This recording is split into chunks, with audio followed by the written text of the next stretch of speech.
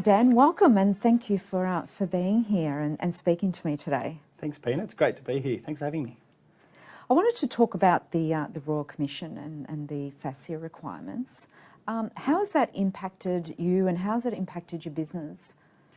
Yeah, well, I guess bizarrely, we've welcomed the Royal Commission, and that's simply because nothing's really changed in our sort of charter, and that is that our client's interest has always been at the start of everything we do and at the end of it as well. So be it regulatory or otherwise, if there's any overlay that allows clients to have a more transparent and clients to have better outcomes broadly across the industry, we welcome it. What about the challenge of the FASEA requirements? Yeah, so recognising again we should continue to commit to lifelong learning. That really is our summary in relation to improved advisor education standards. And how does that impact the client outcomes, do you think?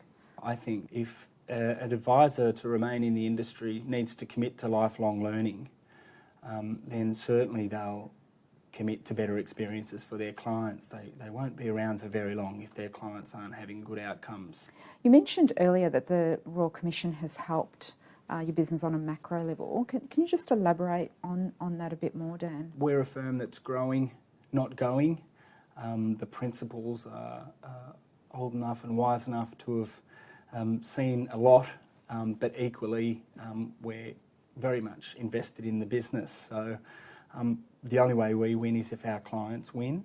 And so because of that, things like the Commission have actually helped us, because there are a number of our peers perhaps that are looking to exit the industry, maybe as a result of more regulatory oversight, whereas we see that as a huge opportunity to help more Australians because we've invested in the infrastructure and we've built capacity. So can you elaborate a little bit more on your cost structure? Yeah, so I think first and foremost we're interested in ongoing relationships with clients rather than transactions, and hence you might hear me today talk of the word client often rather than customer. I know you might think it's semantics, but we believe a customer is somewhat anchored to more of a transaction, whereas a client is someone that comes on the journey with you, commits to a long-term relationship. There are some clients, certainly, that just in the first instance are only interested in one aspect of our services, and that's priced accordingly upfront in agreement with the manner in which the client wants to pay. But ideally, we want to go on a long-term relationship with a client so that they can meet their financial potential.